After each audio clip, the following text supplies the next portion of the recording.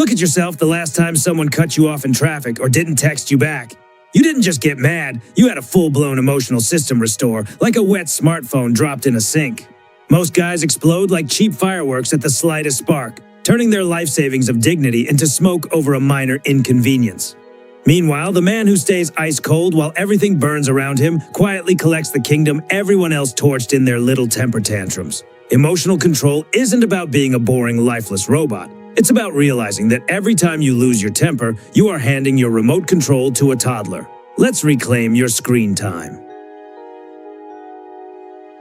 Chapter 1. Your feelings are not sacred texts. Welcome to the start of your reality check. Grab a seat, sit up straight, and put your phone on Do Not Disturb, because we are about to dismantle the biggest lie you have ever been sold. That lie is simple, insidious, and utterly ruining your life. It is the belief that your feelings are sacred texts. We live in a culture that treats every passing emotion like a divine revelation written on stone tablets. You are told to explore your feelings, to honor your moods, and to let your heart guide you. What an absolute load of garbage. Let's look at where following your heart has actually landed you. You are sitting on a couch, staring at a screen, scrolling through other people's accomplishments, while your own goals gather dust in the corner of your mind. Your heart is not a wise old sage sitting on a mountain peak. No, your heart is currently a hyperactive chihuahua barking at its own shadow in the hallway. It panics at everything. It gets excited over shiny pieces of plastic, and then it plunges into a deep, dramatic depression because it saw a rain cloud. If you let a hyperactive chihuahua drive your car, you would crash into a concrete barrier before you even cleared your driveway. Yet, you willingly hand the keys of your entire future over to a fluctuating chemical cocktail in your brain every single morning. Here is the brutal truth. You have a choice. You can either be the master of your mind, or you can remain a slave to your nervous system. Let's talk about motivation. Every single day, millions of young men wake up, roll over, stare at the ceiling, and ask themselves the most dangerous question on the planet. Do I feel like doing it today? When the answer is no, which it almost always is, they roll back over, pull the blankets up, and tell themselves they will try again tomorrow when the vibe is right. They are waiting for a magical surge of inspiration to lift them out of bed like a cartoon character smelling a freshly baked pie. Let me paint a picture for you. You don't need inspiration. You don't need a pep talk. And you certainly do not need your emotions' permission to act. You don't need their permission. It's not about motivation, it's about discipline. When you let a temporary bad mood dictate whether you go to the gym, whether you study, or whether you finish that business plan, you are letting a passing cloud run your entire life. Think about how pathetic that is. You are a grown man, but your entire career can be derailed by a rainy Tuesday or a mildly rude email from a guy named Kevin. That is not strength. That is wet cardboard behavior. Remember the golden rule of mental toughness. Action dictates mood, not the other way around. You do not wait until you feel like running to start running. You start running, and after a mile of breathing in cold air and cursing under your breath, your brain finally catches up and decides it likes the run. The movement comes first. The mood follows. If you wait for the mood to arrive before you take action, you will be waiting in your pajamas until you are 80 years old. Now let us examine the cost of this emotional worship. Let's look at the devastation it causes in your relationships and your daily life. Consider the classic example of Dave. Dave is a decent guy, but Dave treats his emotions like holy scripture. He has been in a great relationship with a fantastic woman for 3 years. One evening, she doesn't reply to his text message for 45 minutes because her phone is at the bottom of her purse. Dave's brain immediately enters a state of catastrophic meltdown. His chest tightens. His mind starts spinning a wild, chaotic story about betrayal, abandonment, and disrespect. Dave does not stop to think. He does not pause to breathe. Because Dave believes his feelings are sacred, he assumes his panic must be a profound, objective truth. He fires off 47 angry, accusing text messages, unleashing a toxic storm of petty jealousy and insecurity. By the time his girlfriend pulls her phone out of her bag, the relationship is completely torched. And why did it happen? Because Dave could not separate a temporary chemical surge from reality. In truth, his gut feeling wasn't a warning from the universe. It was just low blood sugar, a lack of sleep, and too much caffeine. He traded a 3-year relationship for a 3-second surge of uncurbed anxiety. That's the key. You must learn to look at your emotions like bad weather. When a thunderstorm rolls through your town, you do not panic. You do not run outside and try to punch the clouds. You do not pack up your belongings and burn your house down because the sky is gray. You simply look out the window, acknowledge that it is raining, and put on a jacket. You know the storm is temporary. You know the sun is still behind the clouds. Your emotions are no different. Anger, anxiety, jealousy, and laziness are just low-pressure systems passing through your skull. They are not who you are. They are just things you are experiencing. When you feel a surge of rage or a wave of self-pity, do not treat it as a command to act. Look at it, label it, and let it pass. Treat it with the same casual indifference you would show to an annoying fly buzzing around your room. But instead, what do? You feed the fly. You invite the fly to dinner. You write a whole diary entry about how the fly makes you feel. Stop doing that. Let us address the inner whiner that lives inside your head. You know exactly who I am talking about. It is that soft, pathetic voice that starts whispering to you the moment things get slightly uncomfortable. When you are on your 5th set of squats, the inner whiner whispers, "Your knees hurt, let's go home." When you open your laptop to work on your side hustle after a long day at your day job, the inner whiner says, "You worked so hard today, buddy. You deserve to watch 6 hours of television and eat a sleeve of cookies." And the absolute worst part is that you listen to him. You treat that whiny, lazy voice like it is your trusted advisor. Let's perform a quick mental experiment. Imagine the pilot of your next flight. You are sitting on the tarmac, ready to take off, and the pilot's voice comes over the intercom. "Hey guys, I'll be honest with you, I'm just really not feeling the vibe today. I had a bit of a rough morning, my coffee was cold, and I'm feeling pretty anxious. So, I'm just going to sit in the cockpit and look at my phone instead of flying the plane." You would be clawing your way to the emergency exit. You would be demanding a refund. Why? Because you expect that pilot to do his duty regardless of his internal emotional state. So why do you hold yourself to a lower standard than an airline pilot? Why do you think your little life goals require a red carpet rollout from your emotions before you deign to work on them? The world does not care about your emotional climate. The market does not care if you are tired. Your bills do not care if you had a bad day. The only thing this world respects is output, and output requires consistent, relentless action. You have a choice. You can remain a boy who reacts to every breeze, or you can become a man who moves through the storm. Stop asking yourself if you are happy, if you are motivated, or if you are in the mood. None of that matters. It's not about your comfort, it's about discipline. No one is coming to tuck you in. No one is going to do the push-ups for you. Do the work while you are miserable. Do the work while you are tired. Do the work while your brain is screaming at you to stop. You have officially mastered the understanding of your own emotions. You know they are nothing but biological noise. Now that we have stripped your feelings of their false power, it is time to look at how the outside world tries to exploit your weaknesses. You mastered your inner storm. Now let us talk about the traps set for you by others. Chapter 2. The bait is juicy, but the hook is fatal. Let us talk about fishing. Picture a nice, quiet lake. The water is still. Underneath that water is a trout, swimming around looking for a snack. Suddenly, a bright, shiny, juicy little worm floats down right in front of his face. It looks delicious. It looks like exactly what he wants. But what the trout does not see is the sharp, silver hook hidden inside that worm. He does not see the guy standing on the shore with a rod, waiting to reel him in, throw him in a bucket, and fry him up with a squeeze of lemon juice. The trout bites because he cannot control his immediate desire. He reacts instantly to the bait. And 5 minutes later, he is lunch. In your life, you are that trout. Every single day, the world dangles bait right in front of your nose. The bait comes in many forms. It is the guy who cuts you off in traffic and flips you the bird. It is the anonymous basement-dwelling troll who leaves a nasty comment on your social media post.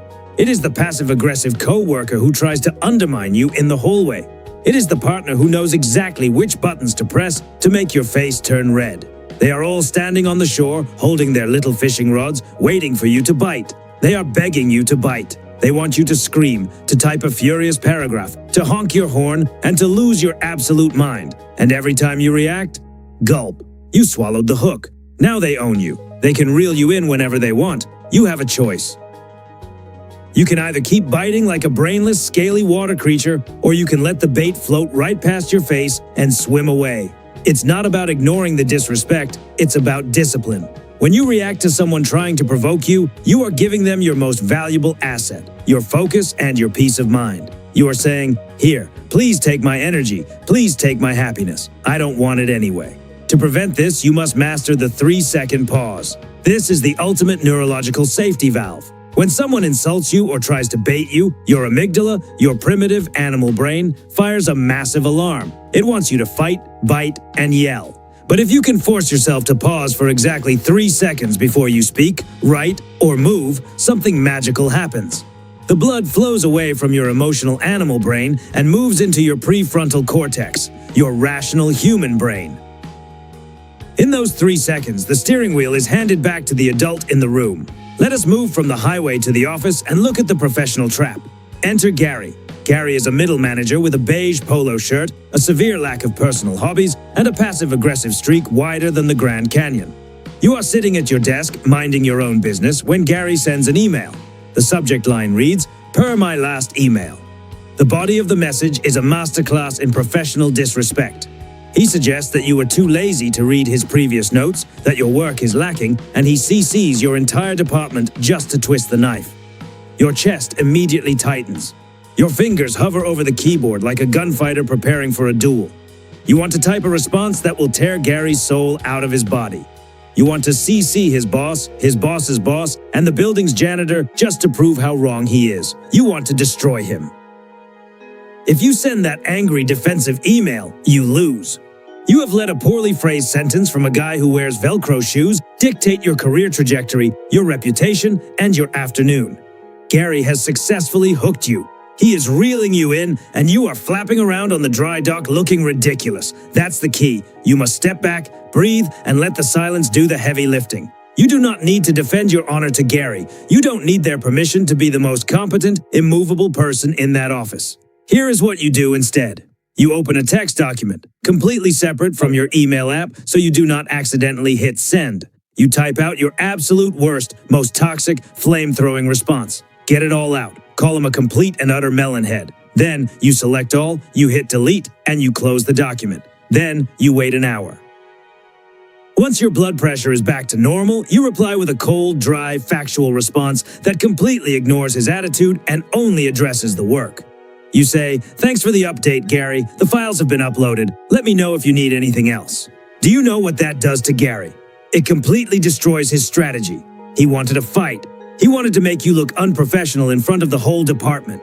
Instead, you met his toxic sludge with a blank sheet of polished ice. You kept your composure, and in doing so, you made him look like a petulant child. You won, not by fighting, but by refusing to engage. This brings us to the final concept: depriving the enemy. The people who try to trigger you are emotionally starving. They have nothing of value going on in their own lives, so they seek to extract energy from yours. Your anger is their buffet. Your defensive explanations are their main course. They are desperately trying to get a rise out of you because it makes them feel powerful. So how do you defeat them? You starve them. The ultimate power move is letting someone try to trigger you, only to meet them with the blank, unbothered stare of a mannequin. When a toxic person stands in front of you, hurling insults or passive-aggressive comments, do not argue. Do not explain your side. Do not roll your eyes. Just look at them. Maintain deadpan eye contact. Let the silence stretch out until it becomes painfully awkward. Let them sit in the quiet mess they just created. It's not about proving them wrong, it's about discipline. When you refuse to react, you drain their battery completely. They will sputter, they will stammer, and they will eventually wander away to find an easier target. Some other trout who is willing to swallow their hook. You have a choice. You can spend your life playing defense, reacting to every clown who honks their horn at you. Or you can shut down the circus entirely. You are not a trout. You do not bite at cheap plastic lures. You are the deep-water predator that ignores the surface noise and keeps moving toward the prize. You have learned to recognize the hooks. You have mastered the professional trap, and you have learned the art of starving your enemies of the attention they crave. But let us look closer at why we react in the first place. We react because we think our anger is a display of strength. You learned how to dodge the traps. Now let us examine the ugly truth of your emotional outbursts. Chapter 3. Your outbursts are just toddler tantrums in larger pants. Let us paint a picture that you have probably seen 1,000 times. A guy gets angry, Maybe his sports team lost. Maybe his internet connection dropped during a video game. Or maybe he simply stubbed his pinky toe on the corner of the coffee table. What does he do? He slams his fist on the table. He kicks a laundry basket across the room. He screams at the top of his lungs, his face turning the color of a ripe tomato. And maybe, if he is feeling particularly tough, he punches a hole right through the drywall. He huffs, he puffs, and he stomps around the house like a movie character who has just been betrayed by his closest ally. He thinks he looks like a dominant alpha wolf marking his territory. He thinks he looks dangerous, powerful, and worthy of respect. But do you know what everyone else in the room actually sees? They see a giant, overgrown toddler wearing adult-sized cargo shorts who desperately needs a nap, a juice box, and a pacifier. We live in a bizarre world where men have confused emotional instability with masculine strength. They think that having a short fuse makes them dangerous. It doesn't make you dangerous. It makes you a liability, it makes you predictable, fragile, and easy to manipulate. True strength is quiet, immovable, and does not need to make a racket to prove it exists. You have a choice. You can either continue throwing tantrums like a spoiled 6-year-old in a supermarket, or you can grow up and build some real emotional weight. It's not about acting tough, it's about discipline. When you throw a tantrum, you are announcing to the entire room that you have zero control over your internal state. You are showing everyone that a tiny piece of sheetrock has defeated you. Think about how embarrassing that is. You are a grown man, yet you are locked in a physical wrestling match with a laundry basket because you couldn't control your own hands. If you punch a wall, you didn't conquer the wall. You broke your own knuckles because there was a solid wood stud behind that drywall. Enjoy your 6 weeks in a cast, tough guy. Let us look at a more dangerous arena where this fragile ego plays out. The nightclub. Picture a crowded, sweaty club on a Friday night. The bass is thumping, the lights are flashing, and the room is packed wall to wall. You are walking back from the bar, holding a fresh drink, when some random guy bumps into you. A splash of warm soda spills onto your clean, expensive shirt.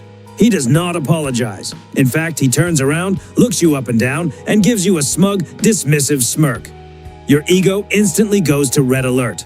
A voice in your head starts screaming, "He disrespected us. We have to show him who is boss. We can't let him get away with that." Let's look at the two paths before you. Path A. You let your ego take the wheel. You shove him. He shoves back. You throw a wild, sloppy punch. You miss, you slip on the wet floor, and your head bounces off the concrete. Or worse, you actually hit him. He falls backward, hits his head on the edge of a table, and stops breathing. Suddenly, the music stops. The lights go on. One of you is going to the hospital in an ambulance. The other is riding in the back of a police cruiser, facing 15 years for involuntary manslaughter. All of this because you could not digest a tiny, meaningless bruise to your ego from a stranger you will never see again. Your entire life, your career, and your future flushed down the toilet over a spilled soda. That's the key. Your ego is a luxury item that you simply cannot afford right now. Put it back on the shelf. It is too expensive, it has terrible gas mileage, and it will eventually crash your life into a brick wall. You don't need their permission to turn around, walk away, and enjoy the rest of your night. You don't need a random, half-inebriated stranger's validation to know that you are a man of value. The guy who smirks at you in a club is likely miserable, looking for a distraction from his own pathetic existence. Why would you let him write the script for your evening? Walk away, wipe your shirt, and keep moving. That is not cowardice, that is high-level operational intelligence. This brings us to a tool you must integrate into your daily life immediately. The 5-year rule. The next time you feel the heat rising in your chest, whether it is because your internet is slow, your flight is delayed, your roommate left a dirty pan in the sink, or someone left a rude comment on your work, stop and ask yourself this simple question. Will this issue matter to me in 5 years? If the answer is no, then reacting like it is the end of the world is an absolute inexcusable waste of your precious cognitive energy. You only have a limited amount of mental fuel every single day. When you wake up, your battery is at 100%. Every time you scream at traffic, argue with a stranger on the internet, or stomp around the house because you dropped your keys, you are draining 10% of your battery. By the time you actually sit down to work on your career, your finances, or your health, your battery is at 15%. You are exhausted, brain-fried, and useless. You have a choice. You can spend your daily energy on cheap, useless battles that offer zero return on investment, or you can save your fire for the struggles that actually pay dividends. Save your energy for building your business. Save your energy for hitting a new personal record in the gym. Save your energy for protecting and providing for the people who actually matter in your life. It's not about being a pushover, it's about discipline. Let the minor annoyances bounce off you like pebbles off a tank. Stop letting the world know exactly how to upset you. Put on some real pants, leave the tantrums behind, and step into the quiet, immovable power of a man who controls himself. You have learned that your outbursts are a sign of weakness, not strength.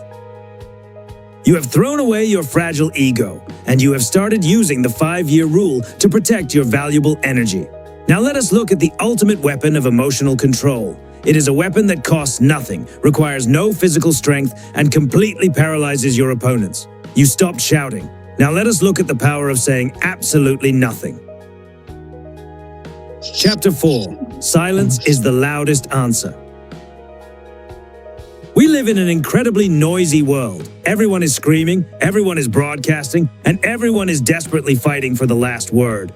We have this deep biological urge to prove that we are right, to defend our honor, and to correct every single person who gets our name or our opinions wrong. But have you ever stopped to look at what happens during a typical argument? It is almost never an intellectual debate. It is simply two radios playing different stations at maximum volume, blasting noise at each other. No one is listening.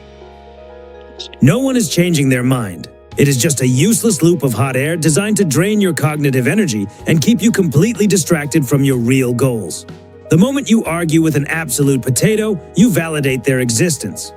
You take their foolish, uninformed opinion and elevate it to the level of a worthy debate. You lower your own intellectual stock price the second you open your mouth to defend yourself to a clown. You have a choice. You can either waste your limited daily energy trying to educate people who do not want to be educated, or you can shut your mouth, save your breath, and keep your focus on your own lane. It's not about winning the debate, it's about discipline. Think about how much energy you expand when you get into a shouting match or a text message war. Your heart rate spikes, your hands shake, and your brain is flooded with stress hormones. For what? To prove a point to some guy who still lives with his parents and uses his shirt as a napkin? Save your breath. You need that oxygen for your heavy squats. You need that energy to build your business. Stop spending your million-dollar mind on 10-cent arguments. Let us move to the digital realm and look at the trap of revenge. Imagine you post something you are proud of. Maybe it is a video of your physical progress, a project you spent months working on, or a business idea you are launching. You are excited. You feel great. Then you scroll down and see a comment from an anonymous, avatarless account named at Keyboard Warrior 99. The comment reads, "This is garbage. You look weak, your form is terrible, and your business is going to fail." Instantly, the emotional spark is lit. You feel the heat rising in your neck. You open the reply box and spend the next 3 hours crafting the most intellectually devastating, witty, soul-destroying comeback in the history of the internet. You edit it, you polish it, you make sure the grammar is perfect. You hit send, and you spend the rest of the afternoon refreshing your notifications, waiting for people to like your comment. You think you won, you think you destroyed him, but in reality, you just suffered a massive, embarrassing defeat. You paid that anonymous potato 3 hours of your finite, non-renewable life in rent-free attention. He managed to rent out prime real estate in your brain for the low, low price of a single misspelled comment. He didn't even have to pay security deposit. He just threw a piece of trash at your window, and you spent your whole afternoon washing his car in response. That's the key. The best revenge is not a clever comeback. It is not a witty insult. It is massive personal success and total, icy indifference. You don't need their permission to be successful, healthy, and wealthy. When someone attacks your work, the ultimate power move is to say absolutely nothing. Do not reply. Do not block them. Do not even delete the comment.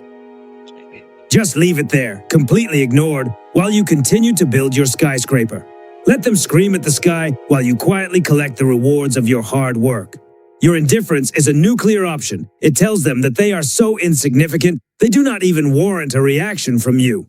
Now, let us look at how to apply this weapon in your daily face-to-face interactions. We call this the weapon of the vacuum. Most people are terrified of silence. In modern conversations, silence is viewed as awkward, uncomfortable, and weird.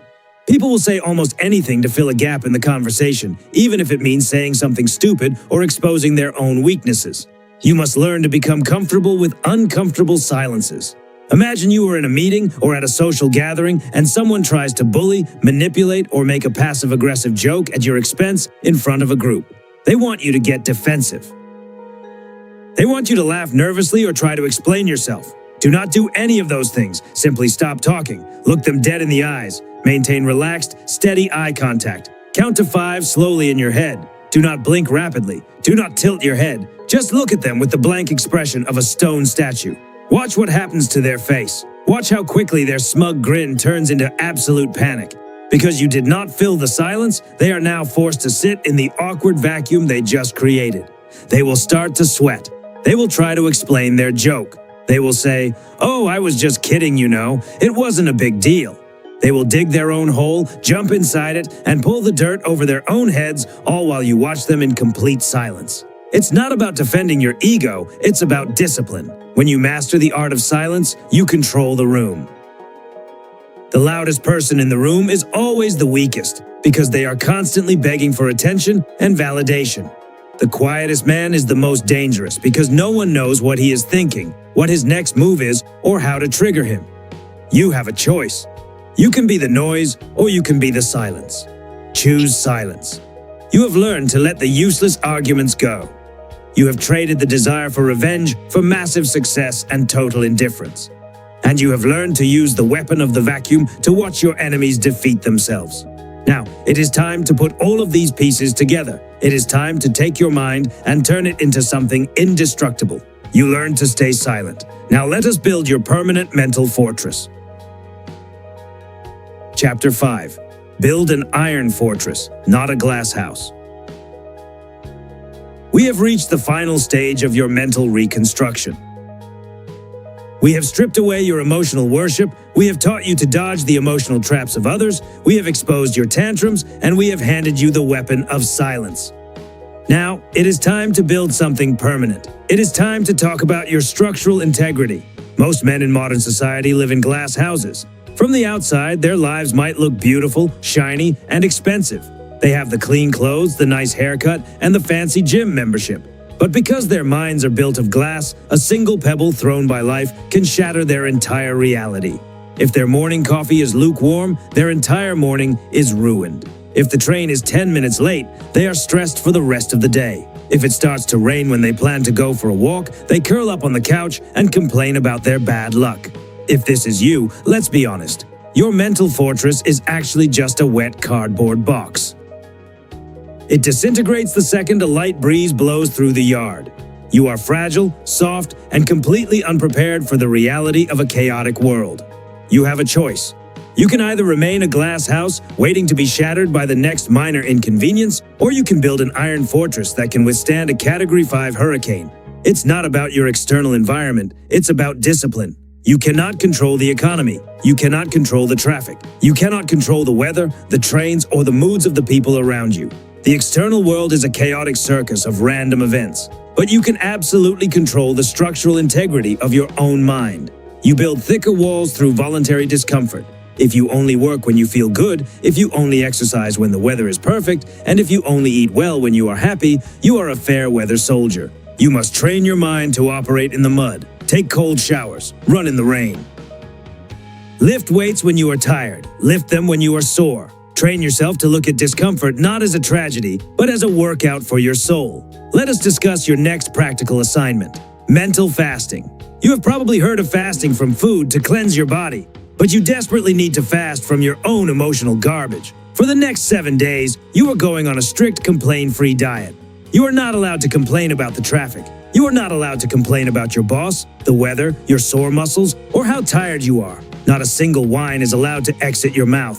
Every time you feel a complaint bubbling up in your throat, you must swallow it.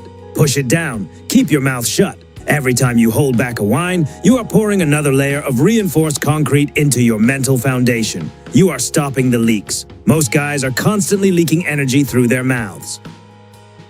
They spend their whole day sighing, complaining, and venting to anyone who will listen.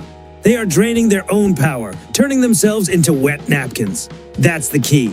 When you complain, you are admitting that you are a helpless victim of your circumstances. You are telling the universe that a little bit of traffic or a sore muscle has defeated you. You don't need their permission to be strong, and you certainly do not need the universe to align perfectly to start winning. Stop leaking your power. Shut your mouth, bear the weight in silence, and watch how quickly your focus returns. This brings us to the final, most advanced state of emotional control, the alchemist mindset.